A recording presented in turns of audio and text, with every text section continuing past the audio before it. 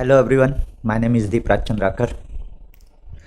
आप लोगों को मैं प्रोडक्शन अभी तक पढ़ाते आया हूँ, है ना। जो क्रैश कोर्स चल रहा है उसमें हम प्रोडक्शन डील कर रहे हैं और मुझे लगता है कि आप एंजॉय कर रहे हैं। आपके कमेंट्स जिस तरीके से आ रहे हैं, है ना, आप जिस तरीके से अप्रिशिएट कर रहे हैं, ऑब्वियसली मैं उन्हीं स्टूडेंट्स के लिए बात कर रहा हूँ जो रेगुलर हैं, है ना, जो रेगुलर रहने वाले हैं और जो ये डिसाइड कर लिए हैं कि भाई हमको इस साल पूरा डेडिकेशन से ये टाइम जो है वो प्रिपरेशन में लगाना है।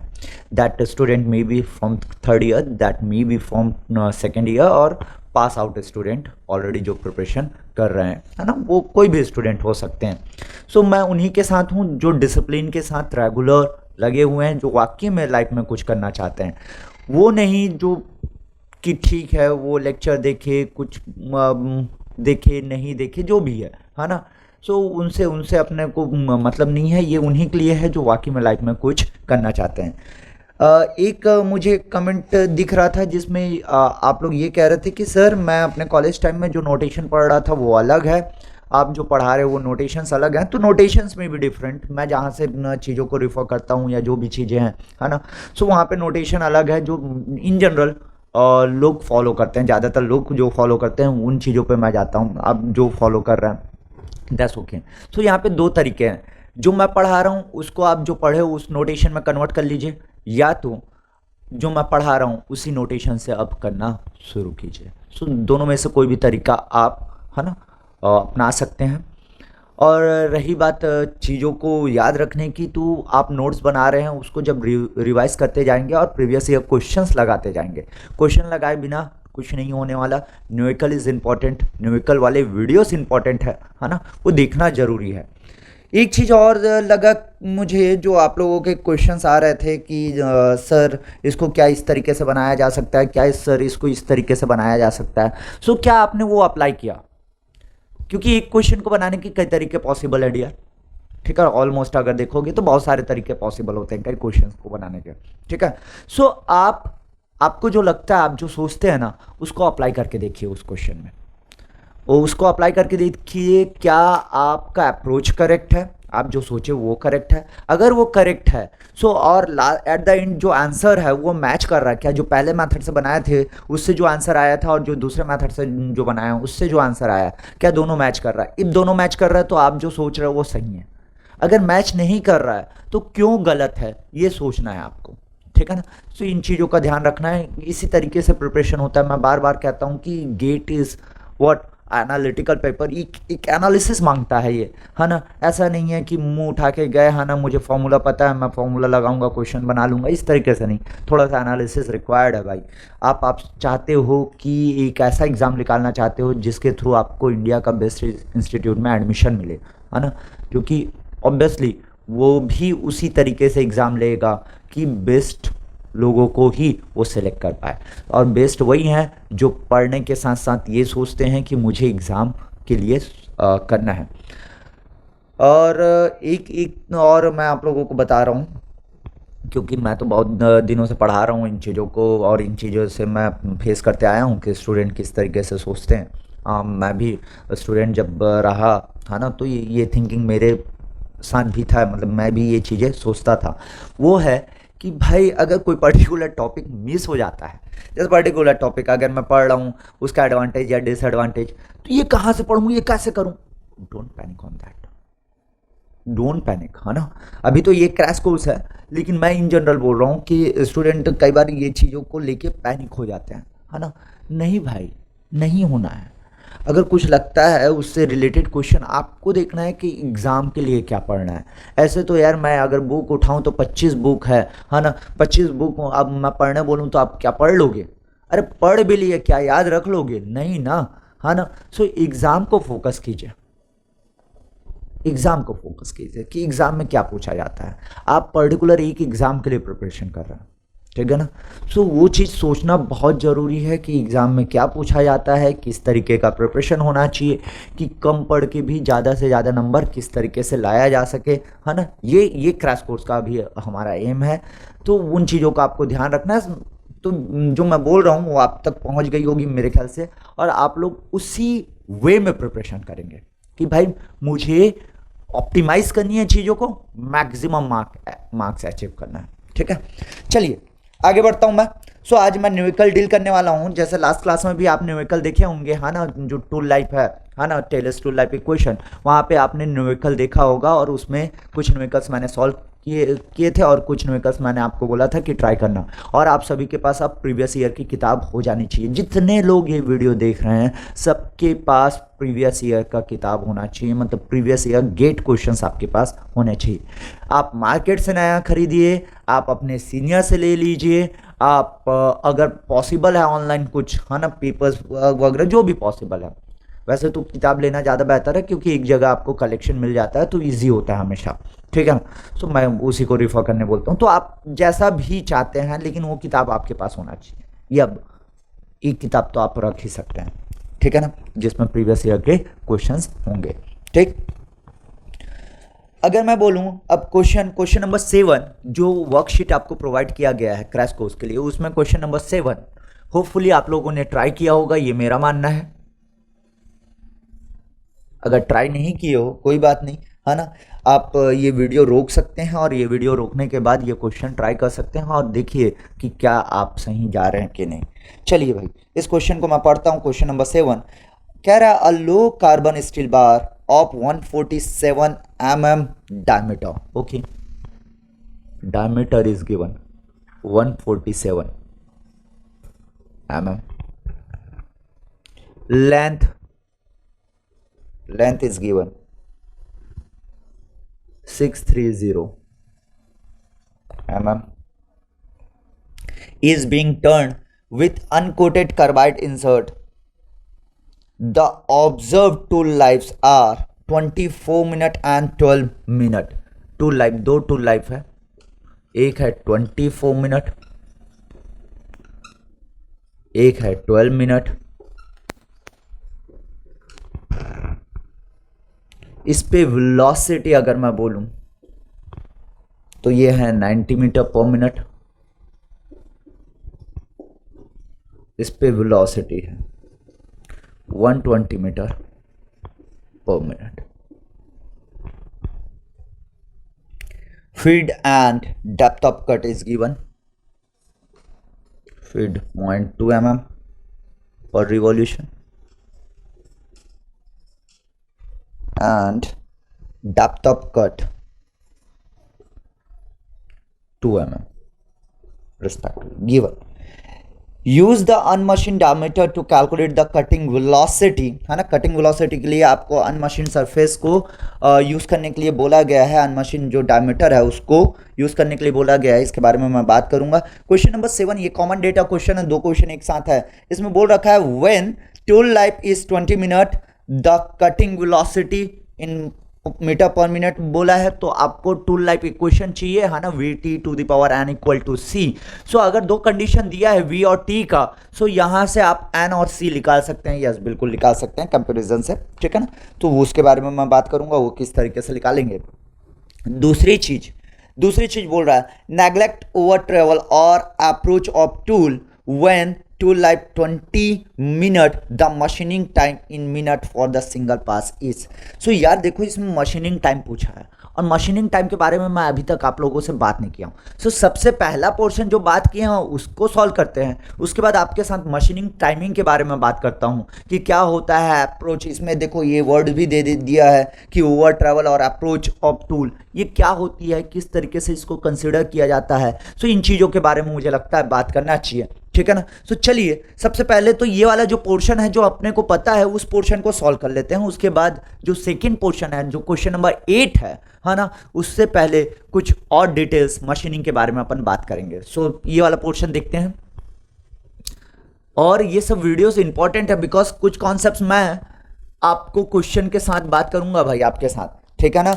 और ये कोर्स अगर कर रहे हो तो ये पूरा कोर्स जब आप मुझसे क्वेश्चन पूछ सकते हैं कि सर ये कोर्स कब कंप्लीट होगा, सो मैं आपसे भी क्वेश्चन ये कर सकता हूँ कि आपको मेरे साथ चलना चाहिए और मेरे वीडियोस फॉलो करना चाहिए, ठीक है ना। जो मैं कह रहा हूँ वो फॉलो करना आपका अब कर्तव्य है भाई। अगर मेरा कर्तव्य है, मैंने वादा किया कि आपको पढ़ाऊँगा, है ना, और मैं ख़त्म कराऊँगा टिल दिसंबर तक हमारी बात हुई है जैसे, है ना। सो टिल दिसंबर तक मैं प्रोडक्शन प्लस आपको engineering mechanics theory of machine की जो सारांश है ना, जो क्रैश कोर्स है वो मैं लेके आऊँगा आप लोगों के लिए। वैसे तो बहुत सारे आपको कंटेंट्स मिलते रहे हैं इससे पहले भी, लेकिन अभी इस फॉर्म में आपको मैं देना शुरू किया हूँ, है ना। तो ये मिलेगा।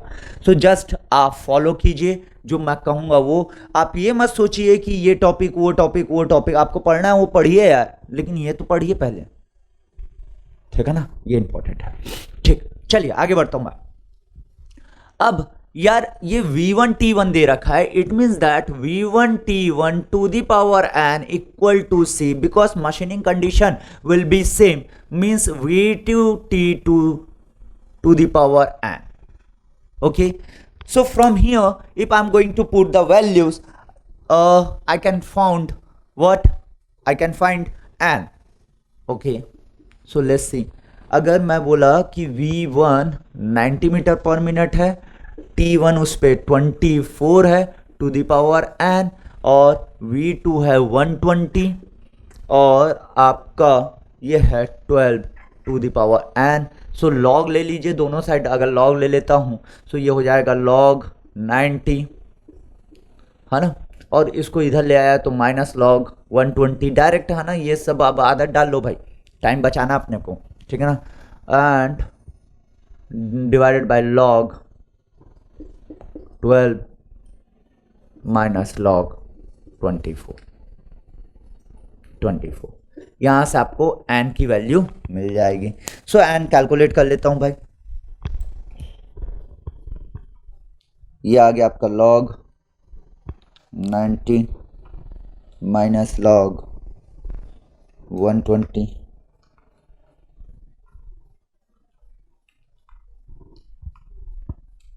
And log 24।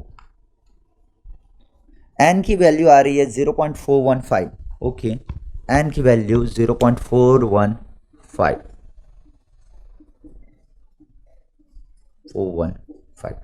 n की वैल्यू मिल गई। सो अगर n की वैल्यू मिल गई, इसमें किसी एक में पुट कर दूंगा तो c की वैल्यू मिल जाएगी। So 90 c equal to 90 into 24 to the power n, it means that 0.415।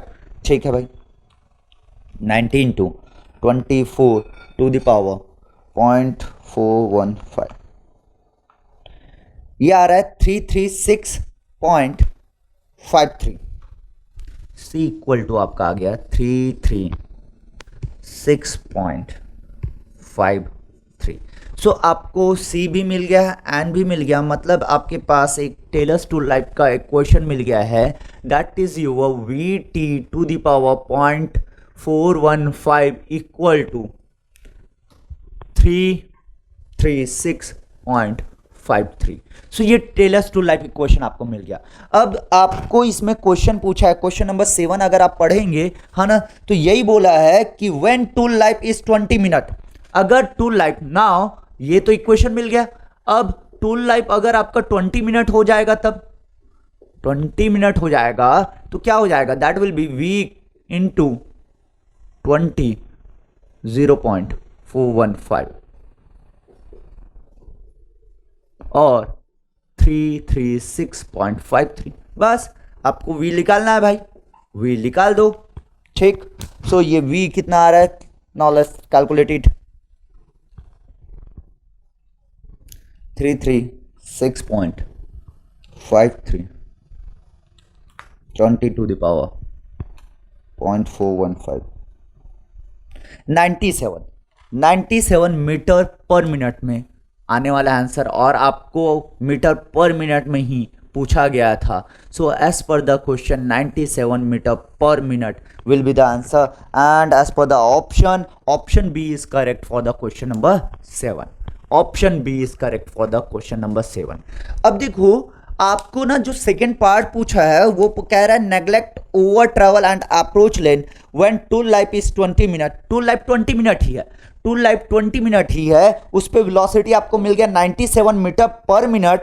अब उस पर कह रहा है कि सिंगल पास के लिए आपको मशीनिंग टाइम निकालना है, but we don't know the machining time, है ना, we don't know machining time in lathe. तो चलिए थोड़ा सा उसके बारे में बात कर लेते हैं, है ना। ये इरेज कर लेता हूं भाई, ये नोट करना है नोट कर लीजिए, आपको स्क्रीनशॉट लेना है स्क्रीनशॉट ले लीजिए, आपके कॉपी में होना चाहिए, है ना।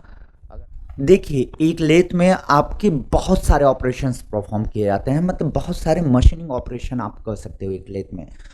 अगर मैं बोलूँ एक कॉमन लेथ में operations, that is your straight turning, tapper turning, facing, ये कॉमन ऑपरेशंस है, ठीक है ना। सो अगर मैं बात कर रहा हूँ एक लेथ में,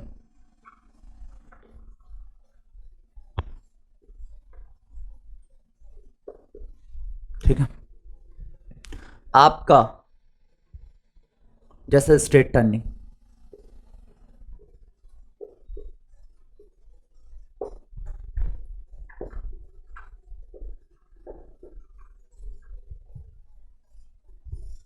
जस्ट बात करता हूं मैं। टर्निंग में क्या होता है, जैसे कि ये आपका जॉब है, this is a cylindrical job,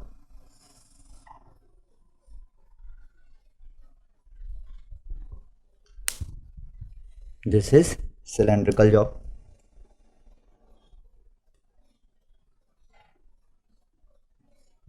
okay, and this job is having any length, let us assume L is the length,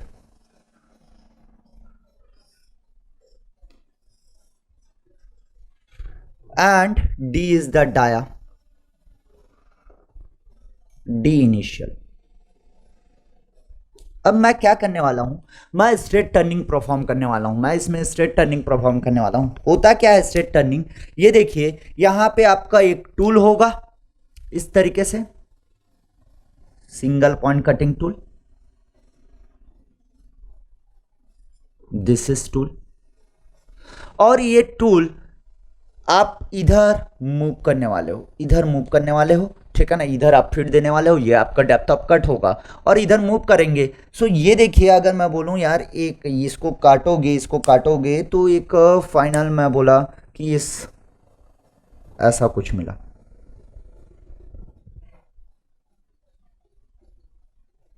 ये मिला,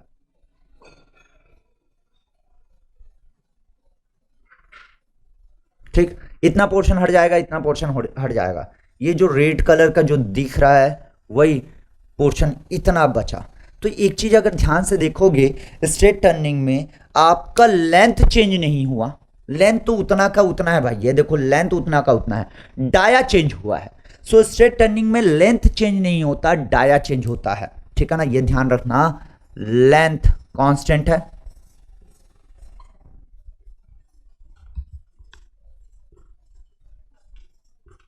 and dia changes, that is decreases,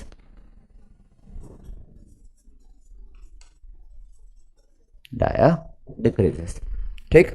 अगर मैं बोलूं आपको फेसिंग करना है, अगर आपको फेसिंग करना है, सिर्फ दो ही ऑपरेशन के बारे में फिलहाल बात कर रहा हूं,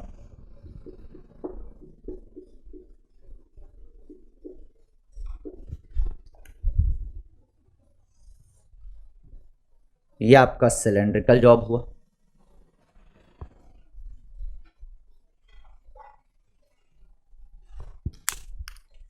which is having length L and dia D initial। यहां पे क्या हुआ था, ये D initial डाया था और ये डाया D फाइनल, ठीक है ना। अगर मैं डिटेल में यहाँ पे इस तरीके से नहीं लिख रहा हूं तो आप कॉपी में मेंशन कर सकते हैं यार, D I is the initial dia, D F is the final dia, and in case of turning length will be constant and dia is decreasing, simple, ठीक है ना। Similarly in case of facing, in case of facing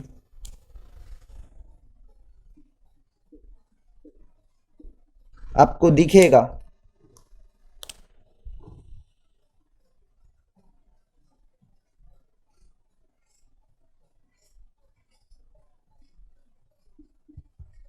ये आपका tool है, और tool के through आप facing करने वाले हो तो tool will move in this direction, है ना, आपका जो टूल का फीड होगा वो इस डायरेक्शन में होगा, एंड हियर दिस इस डायरेक्शन में आपको डेप्थ ऑफ कट मिलेगा, जैसे कि इस डायरेक्शन में इसमें डेप्थ ऑफ कट मिल रहा था, इधर आप फीड दे रहे थे। सो इस तरीके से, या ये क्या हुआ, इधर आगे बढ़ते बढ़ते आपका कटिंग कर रहा था, ये इतना इंसर्ट किए टूल को, फिर काटे, इसमें क्या होगा कि आपके टूल को इधर इंसर्ट करूंगा और सीधा काटूंगा। सो इस पे क्या हो रहा है कि लेंथ इज चेंजिंग, है ना। अब क्या होगा, जैसे थोड़ी देर बाद ये आपका इतना बचा, मतलब इतना पोर्शन अभी बचा है, इतना कट के अलग निकल गया, ठीक। सो इसका लेंथ चेंज हुआ है, डाया इज कांस्टेंट सेम है। सो फेसिंग के केस में डाया कांस्टेंट है, डाया कांस्टेंट है,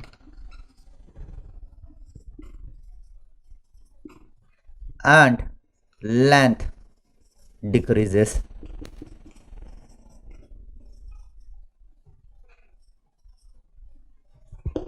ठीक। अब देखिए ऑब्वियसली यार, अगर इसको काटना है ना, इसको काटना है तो टूल को ना थोड़े दूर से ऐसे ला के आप काटना शुरू करेंगे, काटना शुरू करेंगे, कटेगा और थोड़े दूर तक ले जाएंगे।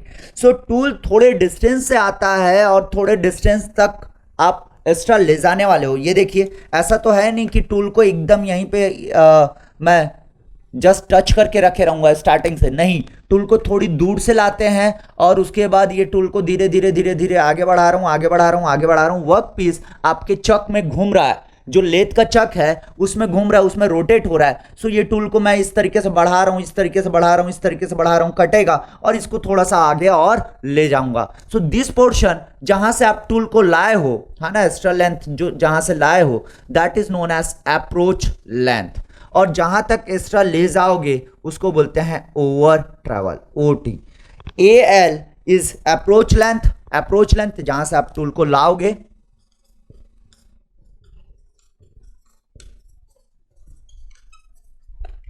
अप्रोच लेंथ कहलाता है, and OT is your over travel.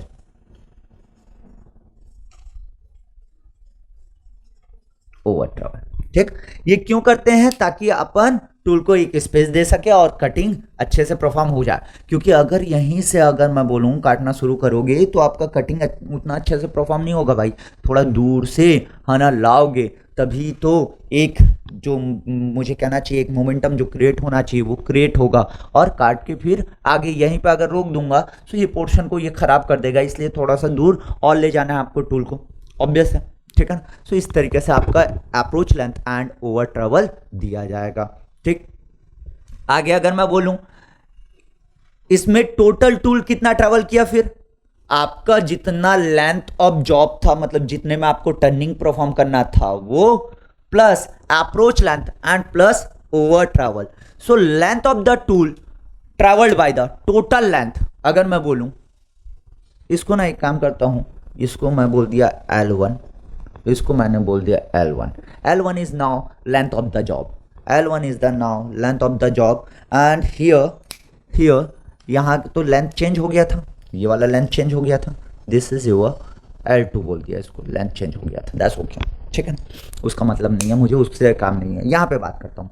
अगर ये L1 है तो टूल कितना ट्रैवल किया, total length of the tool, the total length the tool will travel will be what, L1 plus approach length plus over travel। so total length जो tool travel करेगा उसको अगर मैं L मान रहा हूं, उसको अगर L मान रहा हूं तो ये क्या हो जाएगा आपका L1 plus approach length plus over travel। and remember in case of turning, in case of turning जहां पे मैं कंपलसरी अप्रोच की जरूरत पड़ेगी वहां पे मैं बात करूंगा, but in case of turning अगर क्वेश्चन में ऑब्जेक्टिव क्वेश्चन आप सॉल्व करने जाएंगे गेट का, क्वेश्चन में मेंशन नहीं है approach length and over travel के बारे में, कुछ भी नहीं दिया है ना, या नेग्लेक्ट करने के लिए भी नहीं बोला है, कुछ भी मेंशन नहीं है, then you don't have to consider. Neglect करने के लिए बोला तो नेग्लेक्ट तो करेंगे ही भाई, ठीक है ना। सो अगर क्वेश्चन में नहीं मेंशन है सो अपन अप्रोच लेंथ और ओवर ट्रैवल कंसीडर नहीं करेंगे। उस समय जो आपका टूल ट्रैवल करेगा वो लेंथ आपके जॉब, जितना जॉब में आपका कटिंग करना है, स्ट्रेट टर्निंग करना है ना, या टर्निंग करना है, उतने ही पोर्शन का आपका लेंथ कंसीडर हो जाएगा। सो this is your total length travel by the tool during cutting, ये होना चाहिए, ठीक है भाई, ठीक है। आगे बढ़ता हूं, अगर मैं इसमें मशीनिंग टाइम का फॉर्मूला देना चाहूंगा, machining time in lathe, actually ये इन लेथ नहीं बोलना चाहिए मुझे, मशीनिंग टाइम आपको सब जगह ऑलमोस्ट ऐसा ही दिखेगा, थोड़ा बहुत मॉडिफिकेशन या जो भी ज़रूरत है उस हिसाब से वो देखते जाएंगे हम लोग। सो फिलहाल इसमें मैं टी एम बोला machining time, so T M is equal to L divided by F into N, where L is the what, the length of tool travel, L is length of tool travel, length of tool travel, and app is what, feet per revolution, feet per revolution, per revolution मतलब unit में बताऊंगा ना किस तरीके से होगा, हो सकता है आपको क्वेश्चन में घुमा दे तो उस समय ध्यान रखना। फीट पर रिवॉल्यूशन हो गया आपका, एन जो है रिवॉल्यूशन पर मिनट,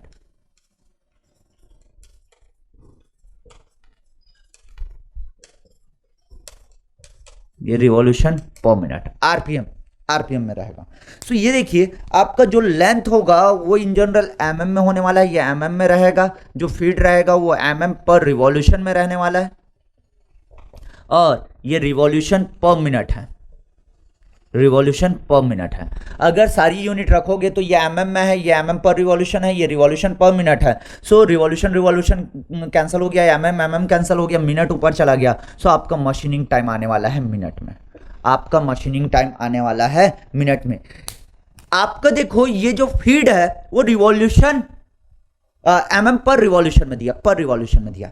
हो सकता है आपको क्वेश्चन में ना घुमाने के लिए ये जो फीड है ना वो एमएम पर मिनट में भी दे सकता है, और वो एमएम पर मिनट में दिया है, अगर वो फीड एमएम पर मिनट में दिया है ना, so that will be the like, उसको अगर मैं एफएम बोला सो वो हो जाएगा एफ इंटू एन, वो क्वेश्चन में ये दिया रहेगा है ना, इसका यूनिट एमएम पर मिनट हो जाएगा, एमएम पर मिनट। ये किस में है, एमएम पर रिवॉल्यूशन, ये किस में है, रिवॉल्यूशन पर मिनट।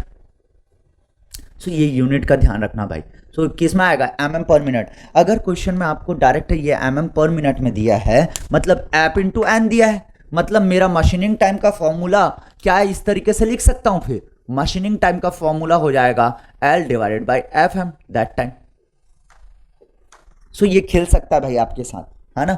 सो ये ध्यान रखना यूनिट का कि क्या दिया है, फीड मतलब जरूरी नहीं है कि वो हमेशा एमएम पर रिवॉल्यूशन में ही दिया रहे, वो एमएम पर मिनट में भी दे सकता है, ठीक है ना। सो इसका आपको ध्यान रखना है। अब देखिए ये जो है ये एन क्या था आपका, N was the RPM by which this work piece is rotating, वो आरपीएम है जिसकी वजह से ये वर्क पीस घूम रहा है। एफ फीड पर that is your what, MM पर रिवॉल्यूशन में फीड है, और जो लेंथ है एल है वो टोटल लेंथ जितना टूल ट्रैवल करेगा। अगर उसमें अप्रोच लेंथ दिया है, ओवर ट्रैवल दिया है तो उसको कंसिडर करूंगा, नहीं दिया तो उसको हटा दूंगा। So this will be the formula for the what, machining time. So remember this one, remember this one. आगे बढ़ रहा हूं, थोड़ा सा और समझने की कोशिश करते हैं। यार ये लेंथ, ये वाला लेंथ तो हुआ टर्निंग में। अगर मैं फेसिंग की बात करूं, तो ये देखिए आपका ना फेसिंग में आपने क्या किया कि ये जो टूल है, ये टूल को ना यहां तक लाया, वर्क पीस रोटेशन में है। अब आप समझिएगा इसको, ये वर्क पीस हो गया, ये जो टूल है अगर मैं इसके हाफ तक सेंटर तक ले जाऊंगा तो ये रोटेशन में है, तो ये नीचे आएगा, कट ही जाएगा, और ये वाला पोर्शन तो मैं काट लिया हूँ, ये देखो ये वाला पोर्शन कटते जाएगा, तो ये घूमते जाएगा तो ऊपर वाला भी पोर्शन कटते जाएगा। तो पूरा काटने के लिए मुझे हाफ ही तो ट्रैवल करना पड़ेगा टूल को। वापस सुनना, मुझे लग रहा है कि बहुत लोग इसको कनेक्ट नहीं कर पा रहे हैं। ये देखो ये हुआ, ये आपका टूल हुआ, टूल अगर यहाँ स्टार्ट में पहुंचा, ये घूम रहा है, सो पूरा ये कॉर्नर से उतना पोर्शन निकाल देगा, हाँ कि ना। सो अगर ये वर्क पीस घूम रहा है और टूल को मैं ले जाते गया, अंदर इंसर्ट करते गया, सो सेंटर तक अगर मैं इंसर्ट करूंगा, अगर मैं इसके रेडियस यहां तक अगर इंसर्ट करूंगा, सो उसका पूरा डाया कवर हो जाएगा, क्योंकि ये आपका रोटेशन में वर्क पीस पूरा डाया कट जाएगा। जैसा नो, बिल्कुल सही, ठीक। सो d/2 that is what, di/2 आपका क्या है, उतना पोर्शन कट होने वाला है। सो इसमें भी अप्रोच लेंथ तो वगैरह अगर दिया है, हाँ ना, तो वो कंसिडर करना, नहीं तो इन केस ऑफ फेसिंग आप direct length of cut will be di/2, है ना, ये आने वाला है। तो वो ध्यान रखना, फेसिंग के केस में ये देखने को मिलेगा। ठीक, आगे बढ़ूं, अगर मैं आगे बढ़ूं तो यार एक चीज और देखने को मिलता है, एक चीज और देखने को मिलता है कि आपका वेलोसिटी दिया रहता है, कटिंग वेलोसिटी, और that cutting velocity is given by, in case of facing कोई दिक्कत नहीं है, इन केस ऑफ टर्निंग दिक्कत हो सकता है, आप फंस सकते हैं। सो ये v इक्वल टू होता है पाई डी एन बाई 1000 अगर मैंने किया। सो इसमें ध्यान रखना कि कौन सी चीज की क्या यूनिट है। यहां पे मैं इसको मान रहा हूं मीटर पर मिनट में, ये आपका mm में है, ये आपका रिवॉल्यूशन पर मिनट है। ठीक, सो पाई डी एन एक रिवॉल्यूशन के लिए, पाई डी आपका एक रिवॉल्यूशन के लिए, तो आपका ये हो जाएगा mm, है ना, पर मिनट। सो ये आपका और 1000 से डिवाइड कर दिया तो यस, है ना, 1000 से डिवाइड कर दिया तो मीटर पर मिनट होने वाला है। सो एक चीज याद रखना, ये जो वेलोसिटी हम कंसिडर करते हैं, ये जो वेलोसिटी कंसिडर करते हैं, दैट वेलोसिटी इज, जो डाया लेना है इस वेलोसिटी में, वो डाया वो होगा जिस पे टूल सबसे पहले टच करेगा, टूल सबसे पहले इंगेज करेगा, वो डाया अपने को कंसिडर करना है। So always remember here D is the D I, so pi D I and divided by 1000, ये ध्यान रखना भाई, ये ध्यान रखना। D I is the dia where tool is engaged firstly, है ना, ये एक्सटर्नल मशीनिंग है। सो टूल इंटरनल मशीनिंग में इंटरनल डाया पे टच करेगा, एक्सटर्नल मशीनिंग में एक्सटर्नल डाया पे। जब इंटरनल देखेंगे तब देखेंगे, अभी तो एक्सटर्नल देख रहे हैं। सो एक्सटर्नल में आपका कहां पे टच कर रहा है, डी आई पे। इनिशियली टूल कहां पे टच करेगा, डी आई पे टच करेगा। So D I will be used for the what, to find cutting velocity. Cutting velocity के लिए आपको डी आई का इस्तेमाल करना चाहिए। अब देखो यहां पे ना एक छोटा सा नोट बना के लिख लो। कई बार क्या हुआ है कि आपका जब क्वेश्चन आया है ना, और वो सिर्फ आपको एमसीक्यू में ध्यान देना है जब आपके पास ऑप्शंस रहेंगे। सो एमसीक्यू में ना कई बार क्या हुआ है कि वो मीन डाया को कंसीडर कर लिया है वेलोसिटी निकालने के लिए। मीन डाया को मतलब आपका डी आई और डी एप का एवरेज, मतलब D I plus D app by 2। सो ये नोट में लिखना, D I plus D app by 2 जो मीन डाया है, वो अगर, है ना, जो मेन डाया है वो अगर कंसिडर किया है वेलोसिटी निकालने के लिए, तो वो तभी जब आपके पास ऑप्शन होंगे ना, उस तरीके का ऑप्शन होगा उसमें, तभी आपको इसके लिए जाना है, तभी इसके लिए जाना है ना। मतलब आप सबसे पहले तो यही ट्राई करेंगे, यही ट्राई करेंगे, ये ट्राई करेंगे, उसके बाद आपने देखा कि इससे आंसर मैच नहीं किया, तब इसके लिए जाएंगे भाई, तब इसके लिए जाएंगे, ये ध्यान रखना, ठीक है ना। ये आपका लिस्ट प्रेफरेबल है, ये तभी होगा, और न्यूमेरिकल आंसर टाइप में भी यही रहेगा, हर जगह यही यूज़ करना है ऑलमोस्ट। ये तभी आपको देखने को मिल सकता है जब वो ऑप्शन में और कोई चारा नहीं छोड़ा है, उसके अलावा और कोई ऑप्शन आप नहीं लगा सकते, तब आपको ये ट्राई करना रहेगा, उससे आंसर आपको मिल जाएगा। ठीक, गुरु ज्ञान है ये बहुत बड़ा, ठीक है ना। अब देखिए पाई डी एन, जैसे मैंने बोला pi D I initial dia आपको कंसिडर करना है। In this case also initial dia, इसमें तो आपका डाया चेंज ही नहीं हो रहा है तो कोई दिक्कत नहीं है ना, लेकिन उसमें डाया चेंज हो रहा था, सो आपको इनिशियल डाया आपको कंसिडर करना रहेगा। नाउ माय डियर, सो ये वाला जो मशीनिंग टाइम का फॉर्मूला है, मशीनिंग टाइम का फॉर्मूला है, उसको मैं चेंज कर सकता हूँ, बिल्कुल चेंज कर सकते हैं सर। तो इसको इरेज कर रहा हूँ मैं। ये क्या था आपका, वी था, ये क्या था, वी था, ठीक। सो अगर यहाँ पे n इक्वल टू मैं निकालना चाहूँ, सो n इक्वल टू निकाल सकता हूँ क्या, yes, n equal to v into 1000 divided by pi D I, ठीक, pi D I. So machining time in terms of cutting velocity, I can write L, that is your pi d I L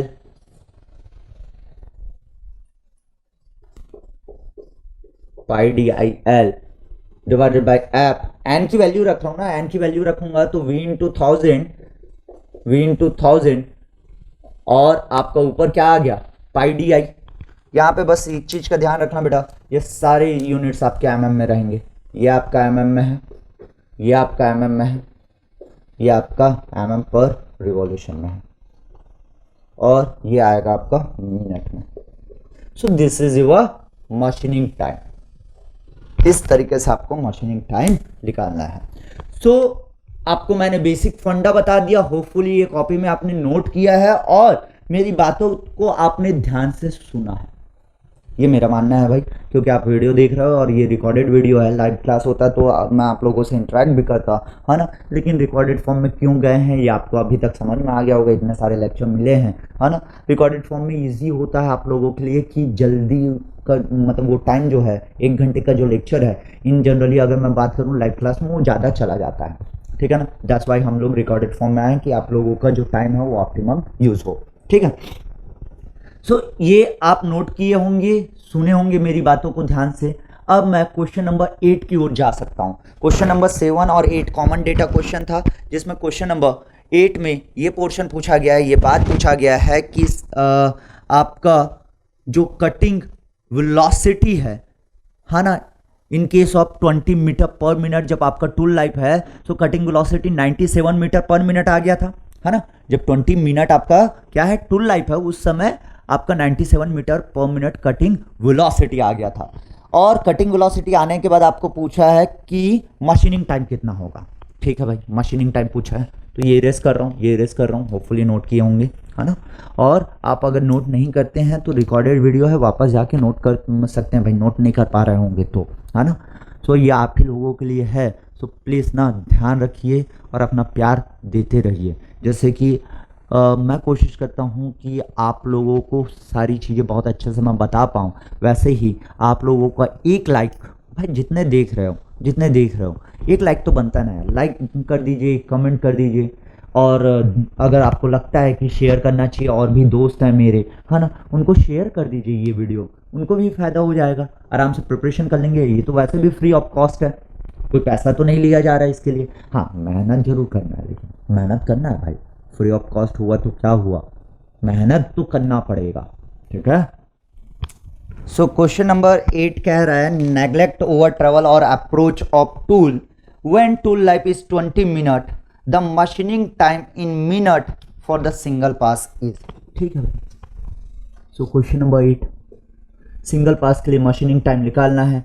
machining time in terms of, अगर मैं बोलूं ये v velocity, so pi D I L divided by आपका क्या था app into we into 1000 में, अगर metre per minute में है ये वेलोसिटी, तो वेलोसिटी किस में था, मीटर पर मिनट में।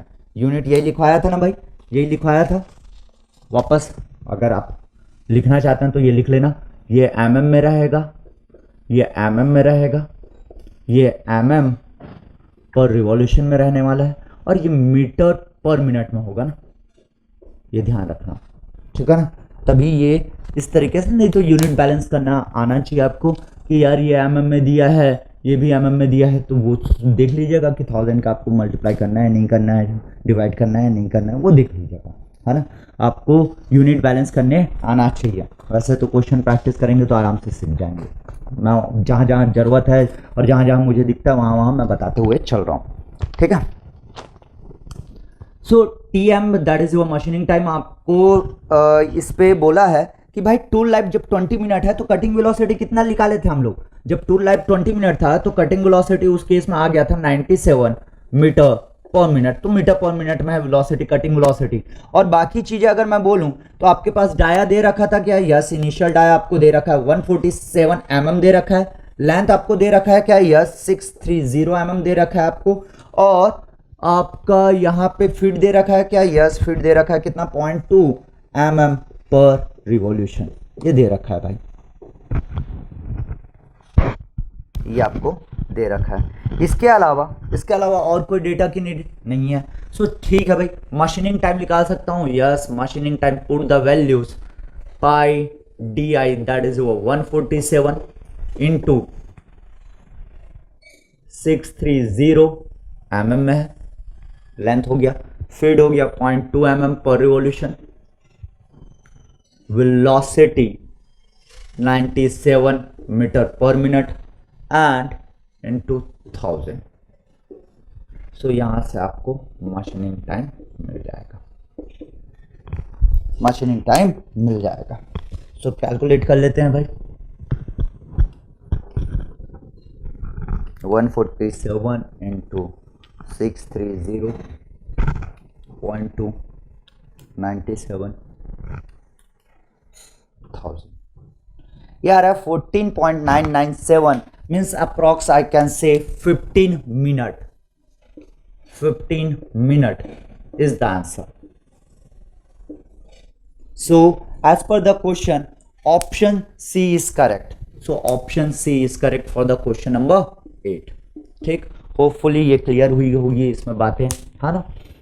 आगे बढ़ता हूं मैं, अगला क्वेश्चन और कंसिडर करता हूं। तो क्वेश्चन नंबर 7, 8, 9, 10 तो मैं लास्ट लेक्चर में करा ही दिया था, है ना। अब क्वेश्चन नंबर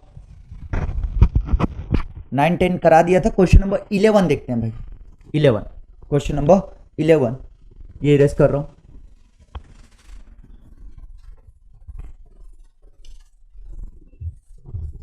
क्वेश्चन नंबर 11 अगर मैं बोलूं tool life equation for 2 tools under consideration, 2 tool का इक्वेशन दे रखा है और कह रहा है कि HSS और कार्बाइड टूल का आपको इक्वेशन दिया है where V is the cutting speed in metre per minute and T is the tool life in mm, the break even cutting speed above which carbide tool will be beneficial is, ठीक है भाई, है ना। और break even के बारे में बात किया है, ब्रेक इवन के बारे में बात किया है। क्वेश्चन नंबर 11 के बारे में बात कर रहे हैं। आपको दे रखा है 2 टूल है, एक है HSS, सो ये 0.2 इक्वल टू 150 एक टूल है HSS। दूसरा आपका दे रखा है VT 0.3 250। यार ये आपका क्या है और कार्बाइड है।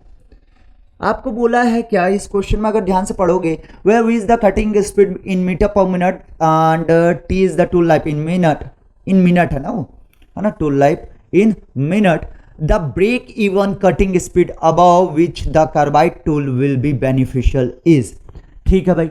सो आपका वो कटिंग स्पीड निकालना है जिसके ऊपर आपका कार्बाइड टूल क्या हो, बेनिफिशियल हो, है ना। वो कटिंग स्पीड निकालना है। जैसे अगर मैं बात करूं इस तरीके से कुछ होगा,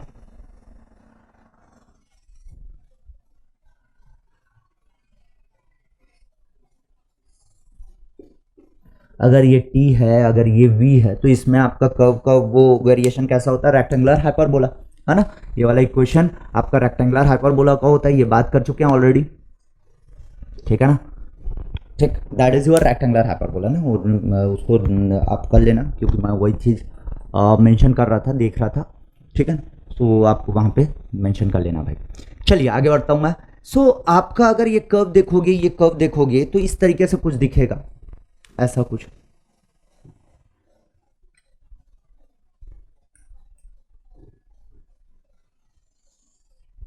ठीक है। ये जैसे कार्बाइड हो गया, ये आपका HSS हो गया,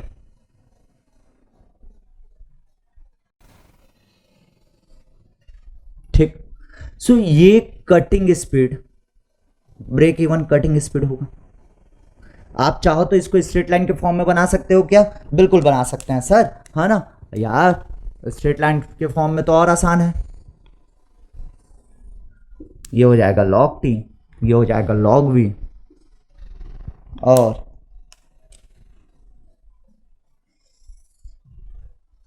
इस तरीके से आ जाएगा। ये HSS के लिए है, ये कार्बाइड के लिए है,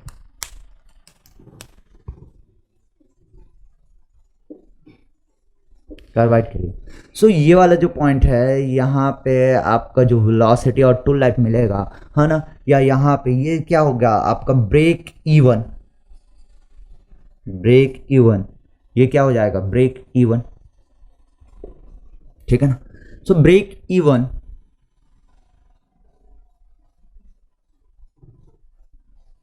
ठीक। सो ब्रेक इवन आपका यहाँ पे वेलोसिटी मिलेगा और टूल लाइफ मिलने वाला है। सो यार ये HSS था, ये HSS था, ये आपका कार्बाइड है।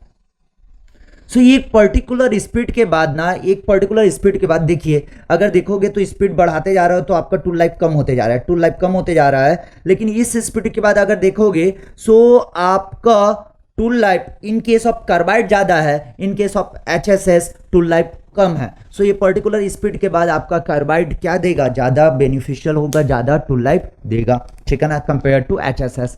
सो वो स्पीड मुझे निकालना है। So this is the case of break even. So इसमें क्या करूंगा भाई, at the break even point आपको दिख रहा है कि टूल लाइफ हो या वेलोसिटी हो दोनों बराबर है, और इसमें आपको वेलोसिटी निकालने बोला है तो टूल लाइफ को बराबर कर दो, अगर टूल लाइफ निकालने बोलेगा तो वेलोसिटी को बराबर कर दो, ठीक है ना। सो ये आसान होता है। वैसे तो किसी चीज को भी कभी भी बराबर करके निकाल सकते हो, जैसे कि इसमें वेलोसिटी पूछा है, आप वेलोसिटी को बराबर करके निकाल देंगे, टूल लाइफ लिख लेगा वहां से, और उसके बाद उसको इक्वेशन में रख के वेलोसिटी निकाल सकते हैं, ठीक है ना। लेकिन जो मैं तरीका बता रहा हूं उससे क्या होगा कि एक स्टेप आपको कम करना पड़ेगा। कौन सा स्टेप सर, कि अगर आपको वेलोसिटी पूछा है तो टूल लाइफ को बराबर कर दो, वेलोसिटी पूछा है तो टूल लाइफ को बराबर कर दो, और अगर टूल लाइफ पूछा है तो वेलोसिटी को बराबर कर दो। सो इसमें वेलोसिटी पूछा है तो टूल लाइफ को बराबर करूंगा, तो केस नंबर 1 में अगर tool life t equal to 150 divided by v to the power 1 divided by 0.2 आएगा। This is your equation number 1 from here. यही तो किया भाई, 150 divided by v to the power 1 divided by 0.2। Similarly यहां पे t equal to I can write 250 divided by v to the power 1 divided by 0.3। So this is your equation number 2। So equation number 1 और equation number 2 दो equation आपको मिल गए, दो equation आपको मिल गए। सो दोनों इक्वेशन में अगर मैं बात करूं तो आपका जो t है वो सेम है, टूल लाइफ आपका क्या है, सेम है। सो टूल लाइफ आपका इक्वल कर दूंगा। So equation 1 equal to equation 2, ये ब्रेक इवन पॉइंट पे बात करना चाह रहा है। सो दोनों में टूल लाइफ क्या हो जाएगा, सेम हो जाएगा। सो यहां से अगर देखूंगा so 150 divided by v to the power, ये कितना हो जाएगा 5, है ना, 1 डिवाइडेड बाई 0.2 इज 5। सिमिलरली ये हो जाएगा 3.33। सो 250 डिवाइडेड बाई v 3.33।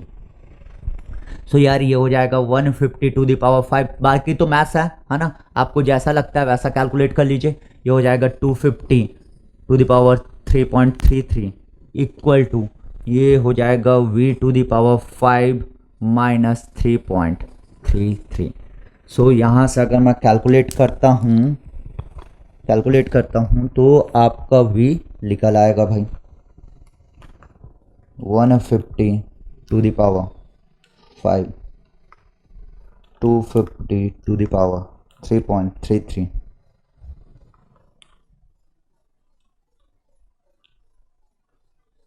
आंसर। अब ये उधर जाके 1 डिवाइडेड बाई आ जाएगा, 1 डिवाइडेड बाई 5 माइनस 3.33। यहाँ से कैलकुलेट करने पे ये आ रहा है 54.67। So velocity is 54 metre per minute. So 54 metre per minute के बाद आपका, है ना, जो कार्बाइड टूल है वो बेनिफिशियल होने वाला है। सो इस तरीके से आपको ब्रेक इवन वाले क्वेश्चन को सॉल्व करने रहेंगे। आसान है भाई, समझ में आना जरूरी है। अब देखिए, हाँ, इसमें ऑप्शन में ये 54 होगा, है ना, 57 नहीं है। ओरिजिनल क्वेश्चन में आपको 54 ही देखने को मिलेगा। So option A is correct for particular this question. Option A is correct for this question, ठीक है ना। ऑप्शन ए आपका करेक्ट होगा इस सवाल के लिए, ठीक। सो ये सवाल भी हो गया भाई आपसे। अगर मैं बात करूं, है ना, आपने किया होगा ये सवाल। एक सवाल मैं और कंसिडर कर रहा हूं, है ना। This question is not in your workbook. आप लिखना चाहे तो लिख सकते हैं, है ना। मैं ये सवाल आप लोगों को कराने वाला हूं, ये एक्स्ट्रा सवाल है, ठीक। कह रहा है a batch of 10 cutting tools, 10 tool है ना, 10 tools could product 500 components while working at 50 rpm। सो ये कंपोनेंट्स हो गए, ये आपका आरपीएम हो गया, स्पीड, ठीक, ये आपके नंबर ऑफ टूल्स हो गए। फीड दे रखा है, फीड आपका दे रखा है कितना, 0.25 mm पर रिवॉल्यूशन, mm पर रिवॉल्यूशन। देखिए क्वेश्चन पढ़ रहा हूं, a batch of 10 cutting tools could product 500 components while working at 50 rpm. A batch of 10 cutting tools could product 500 components while working at 50 rpm with a tool feed of 0.25 mm per revolution and depth of cut is equal to 1 mm. Depth of cut is equal to 1 mm. ठीक, फिर कह रहा है कि a similar batch of 10 tools, फिर कह रहा है a similar batch of 10 tools of the same specification, 10 tools है, सेम स्पेसिफिकेशन सब कुछ है, ठीक है ना, लिखते जाइए, tools of the same specification could product 122 components, 122 components while working at 80 rpm, with the feed and depth of cut is the same. ये कांस्टेंट है भाई, फीड और डेप्थ ऑफ कट कांस्टेंट है, वही का वही है, वैल्यू वही है, that is your 0.25 mm per revolution and 1 mm depth of cut. How many component can be produced with one tool? पूछा गया है one tool का, और आपको वन टूल का पूछा गया है, और इस पे कितना कंपोनेंट ये प्रोड्यूस करेगा 60 आरपीएम में, 60 आरपीएम ये पूछा गया है इस सवाल में ये चीज पूछा गया है, तो इसका ध्यान रखना भाई। अब देखिए, अगर मैं बोलूं एक टूल के बारे में पूछा है और आपको 10-10 टूल का इंफॉर्मेशन दिया है, तो सबको एक टूल में कन्वर्ट कर लो यार। अगर मैं बोलूं ये तो कंपैरिजन का केस है, कंपैरिजन का अगर केस है, हाँ ना, तो ये आपका टूल लाइफ होगा, लेकिन ये 10 टूल के साथ है, तो मैं अगर एक टूल के लिए बात करूं, सो एक टूल 10 टूल अगर 500 कंपोनेंट प्रोड्यूस कर रहे होंगे, सो एक टूल कितना प्रोड्यूस करेगा, एक टूल आपका ऑब्वियसली 500 डिवाइडेड बाय 10 मतलब 50 कंपोनेंट किसमें 50 आरपीएम, आरपीएम तो चेंज नहीं होने वाला, आरपीएम तो वही रहेगा, RPM and this is component, this will be the tool life, एक टूल के लिए हुआ। सिमिलरली सेकंड केस में भी एक टूल के लिए अगर मैं देखना चाहूंगा, तो 122 डिवाइडेड बाय 10 मतलब 120 ऑन एन एवरेज 120 12.2 ठीक, 12.2 होने वाला है, और कितना 80 आरपीएम पे देखने को मिलेगा। साथ के साथ एक टूल जो ये चल रहा है, एक टूल जो ये चल रहा है, we don't know the value, है ना, कि एक टूल जो चल रहा है तो इसमें कितना कंपोनेंट ये प्रोड्यूस कर सकता है, यही पूछा है, कितने आरपीएम में 60 आरपीएम में। सो यार मैं ना यहाँ पे this is my what tool life हो जाएगा, कंपैरिजन है तो, और ये मेरा वेलोसिटी हो जाएगा, कंपैरिजन है तो, मतलब यहाँ पे इस तरीके से मैं कह सकता हूँ कि कंपैरिजन है, सो इस तरीके से V1 T1 to the power N1 और N, क्योंकि आपका N और C तो कांस्टेंट रहेगा क्योंकि टूल वही है, बस स्पीड चेंज हो रहा है। So V1 T1 to the power N, V2 T2 to the power N equal to V3 T3 to the power N, इस तरीके से मैं कंपेयर कर सकता हूं। और where V1 is equal to कितना माना हूं मैं, V1 is equal to this will be V1 50 RPM, उसमें कितना कंपोनेंट प्रोड्यूस किए 50 कंपोनेंट प्रोड्यूस किए to the power N equal to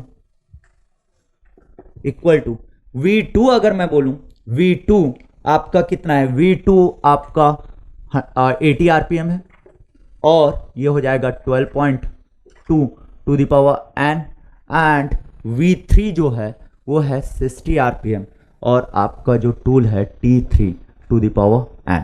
सो ये जो आपका टूल लाइफ है मतलब T3 जो है वो कंपोनेंट के टर्म्स में आएगा और यही आपको निकालने के लिए बोला है। सो यार ये दो इक्वेशन को अगर मैं इक्वेट करूंगा तो n निकल जाएगा, n की वैल्यू पुट कर दूंगा, किसी और इक्वेशन के साथ इक्वेट कर दूंगा, कोई भी एक इक्वेशन के साथ। सो वहां से मुझे क्या मिल जाएगा, वहां से मुझे number of component to be produce है ना, या जो गोइंग टू प्रोड्यूस वो मिल जाएगा। सो इस तरीके से इस क्वेश्चन को देखना रहेगा।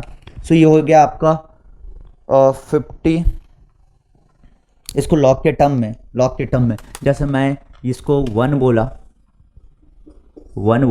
इसको 2 बोला और इसको 3 बोल दिया मैं। सो 1 2 और 3, सो 1 और 2 को इक्वेट कर दूं, 1 और 2 को इक्वेट कर दूं तो ये हो जाएगा आपका log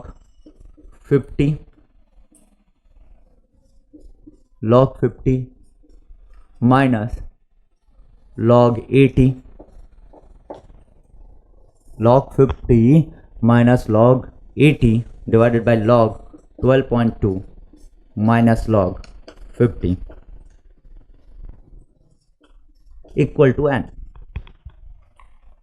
तो log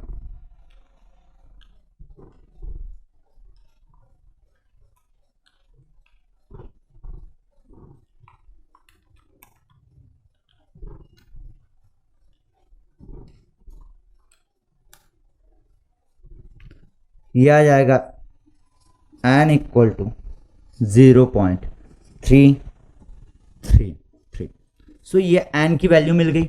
नाउ माय डियर अगर मैं वहां पे बात करूं है ना, n की वैल्यू मिल गई, सो 2 और 3 को बराबर कर देता हूं, कोई दिक्कत कोई तकलीफ नहीं है। कोई चाहता 1 और 3 को बराबर कर लूं सर, कर लो यार, कोई तकलीफ नहीं है, ठीक है ना। सो यहां से आपको 2 और 3 को बराबर करूंगा तो T3 इक्वल टू ये हो जाएगा 80 into 12.2 to the power n। It means that 0.333 और आपका डिवाइड में आ जाएगा 60 to the power 1 divided by 0.333 ये मिलने वाला है। चलिए देखते हैं भाई। सो ये हो जाएगा 80 into point two the power 0.333 divided by 60 divided by 60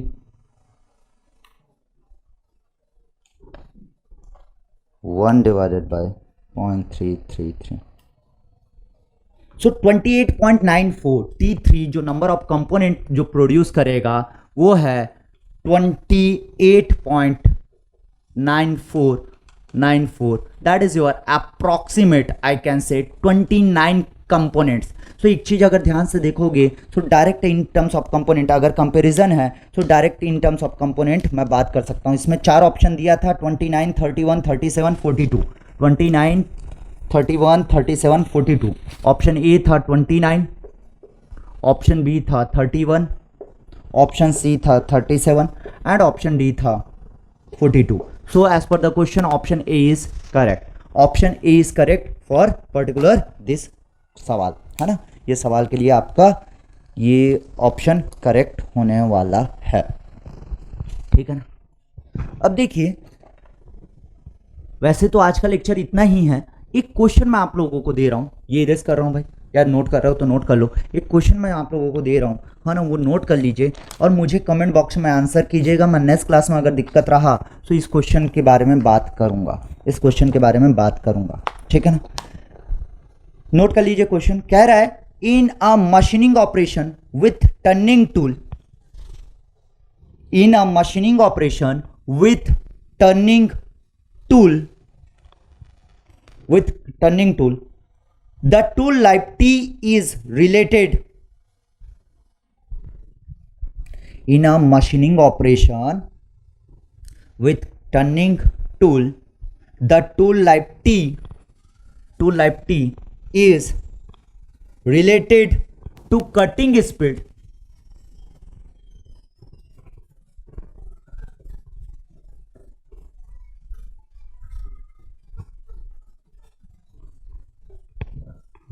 Related to cutting speed metre per second में, cutting speed metre per second में दिया है।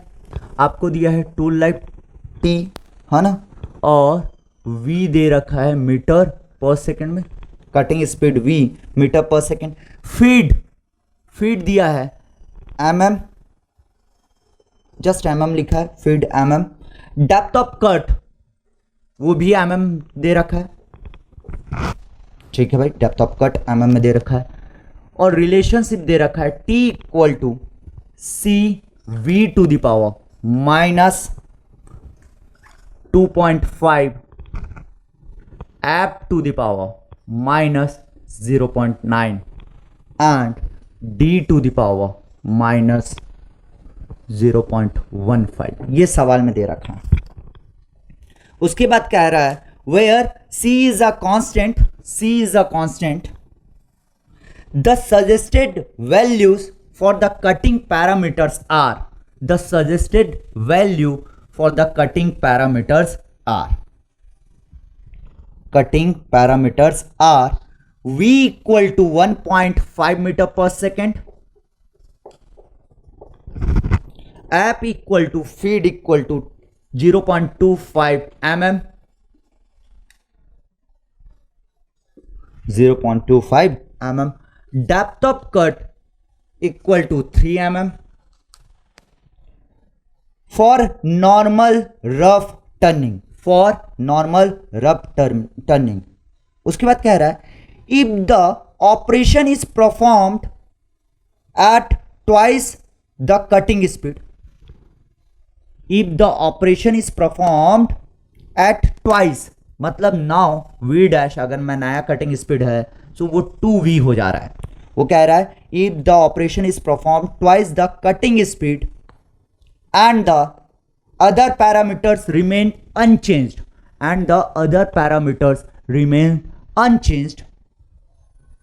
the corresponding percentage change in the tool life, so try this question by yourself। इसमें क्या दे रखा है आपको, एक रिलेशन दे रखा है, बाकी डेटा दे दिया है और दो सिचुएशन दिया है। एक सिचुएशन में इस स्पीड से आप मशीनिंग कर रहे हैं, दूसरे सिचुएशन में डबल मतलब 3 मीटर पर सेकंड से आप मशीनिंग करने वाले हैं। So percentage change in tool life पूछा गया है। सो उसका आंसर आप निकाल के बताइएगा, कमेंट बॉक्स में कमेंट कीजिए। आप लोगों का अप्रिशिएशन मिल रहा है और इसी तरीके से अगर मिलता रहा तो एक टाइम आएगा जब हम प्रोडक्शन बहुत अच्छे वे में ख़त्म कर लेंगे। ये हमारा 4 महीने का प्लान है, उसके बाद लास्ट मंथ में किस तरीके से प्लानिंग होना चाहिए वो मैं बात करूँगा, ठीक है ना। साथ के साथ बाकी चीज़ों के लिए तो मैं बात करता हूँ, बाकी जो है ना लाइव क्लास या PDGD वाले हैं उनके लिए तो हमेशा प्लान रहता है, वो अलग है, ठीक है।